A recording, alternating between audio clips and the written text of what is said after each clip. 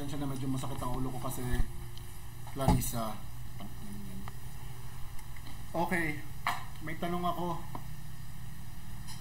Clarissa, na pinsan ng isang customer ng kidnapper at saka Net25. Saan nyo nakuha yung mga documents na pinapakita nyo at pinapacirculate nyo online? Ha? Saan nyo nakuha yan? Magjutang ginawis nyo. Saan nyo nakuha yan? Kasi parang sa tingin ko parang hindi nyo alam kung how to tell the difference between a real document and a fake document eh. Di ba Malacanang kayo? Aren't you supposed to have like a corporate forensic team that's able to do that? Asan papuntang mga ano namin taxes? Wala kayong team na ganyan to tell the difference between a fake document and a real one? What about you Net25? Di ba ano kayo? Major news outlet kayo? How are you able to tell the difference between a fake document or not if you don't have these kind of teams? Ha? Kaya nga nung nakita ko, si Claire Castro, may pinakitang document, sabi ko, ba't yun ang pinakita? Tangina naman. Ang bobobo. Obvious naman talaga. Fake yun. May nakita ba kayo? Tanong ko lang ha, may nakita ba kayo sa wall ko na nag-post ako ng document ng mga ganon? Bakit attach yun sa name ko? Bakit tinatanong ako na, huy, fake yung document na pinaano mo, nilalabas mo, may nilabas ba ako na document na ganon?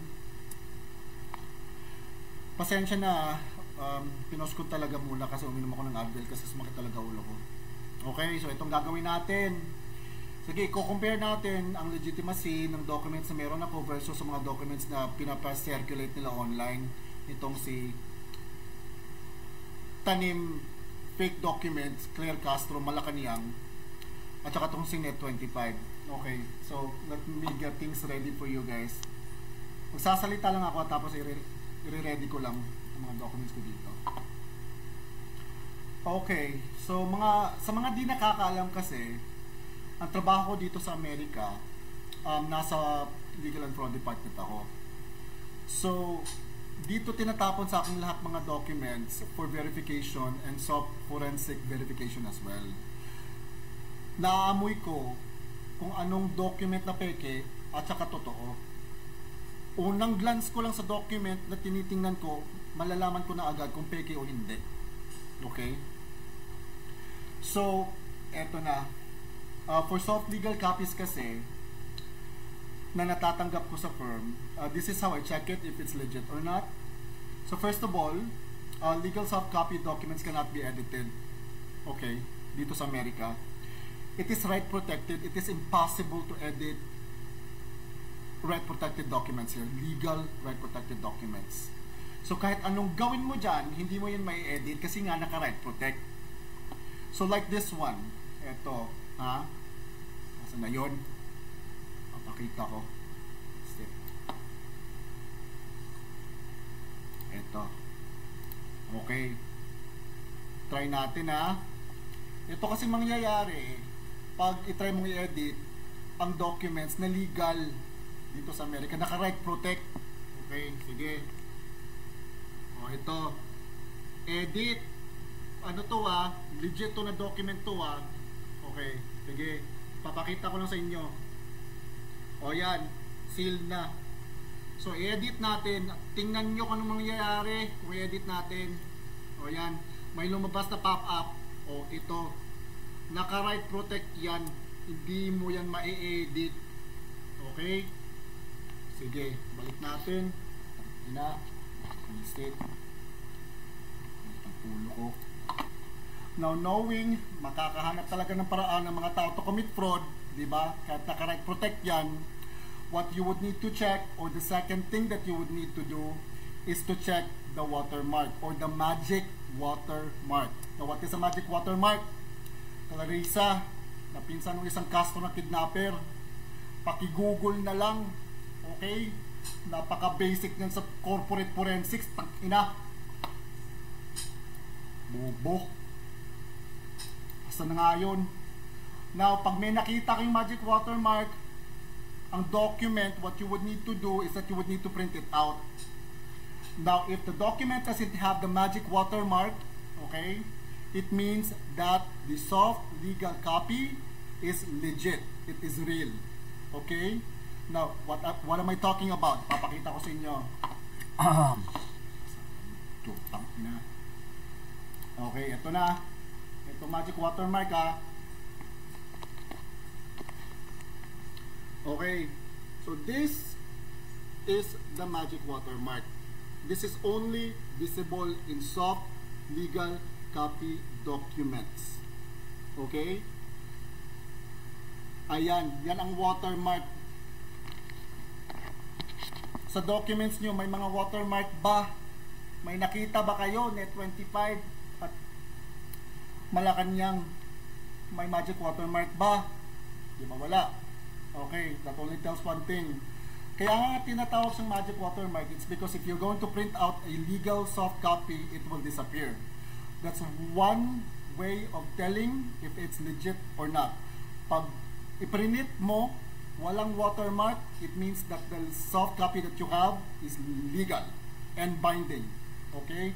Like this one, this is what I did. Nakita nyo yung watermark kanina, so this is the sample of the printout. It doesn't have the watermark. Do you see that? Walang watermark, di ba? It means that it's real. It's only visible in the soft copy.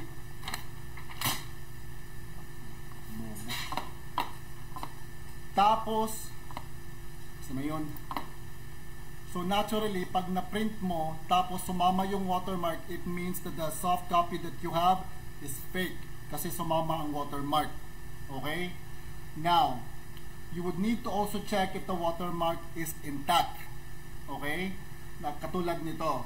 Kasi if it's not intact, it means that they have found a way to break the right protect, of course, and had tampered the document. So, every time you type a letter on a document that has a magic watermark, it degrades the watermark, like this one. I'm gonna show you, okay?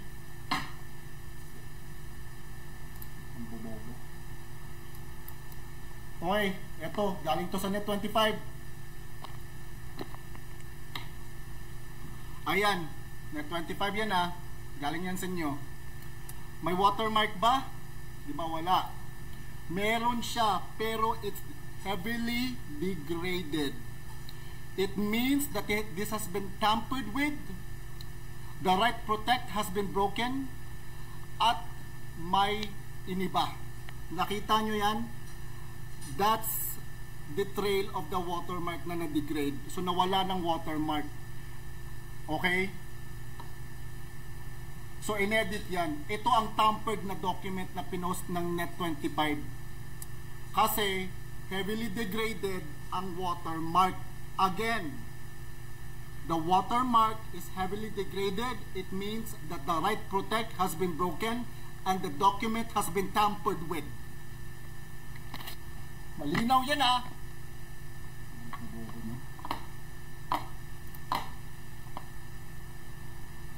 So now, tell me, Net25, how did you get that document? Where did you get that document from? Better question would probably be, from whom did you get that document from? At magkano bayad nila sa inyo para i-post yan? Huh?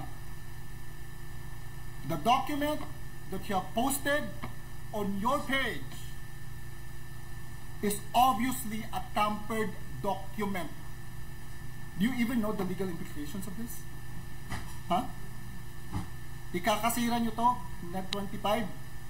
Nag-post kayo ng tampered document.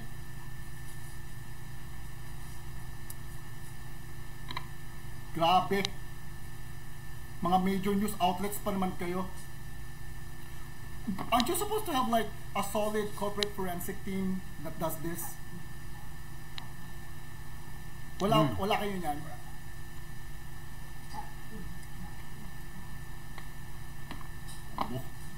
Now, as what we've discussed earlier, okay, so basically, if it's a soft copy document, it will have the watermark.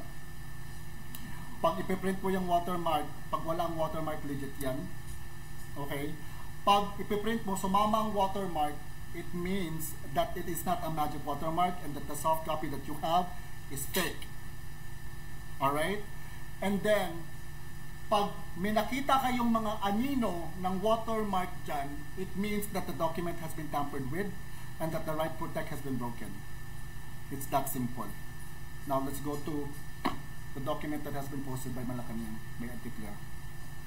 Now, as you can see, doon sa document niya, even though that it was on screen, it was presented as a hard copy. Hence, the page break.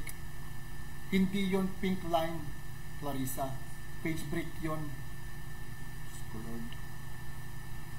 Okay, as what we discussed earlier, yun na, di ba? Now, kung yung document na yon, hinand in sa akin sa opisina for verification, hindi ko tatanggapin. Okay? Kasi, walang indentation at walang embossed watermark sa document and there's no legal seal right beside the signature. Hindi ko yung tatanggapin. Ganun lang yung kasimple. Okay?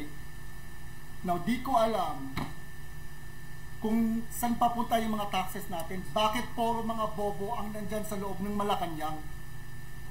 Ito ang team mo, bangag. Nagkadaloko-loko na ang Pilipinas nang umupo yung bangag dyan sa Malacanang. Isa lang namang hingi namin naming mga taong bayan. Gusto namin magpa-hair follicle test ka to know if you are sane to run a country. Hindi ka presidente sa chapel, presidente ka sa bansa. And what's aggravating about it is that alam ng buong Pilipino na gumagamit ka. Pero hindi sila nagagalit. Bakit konti lang kaming nagagalit nito?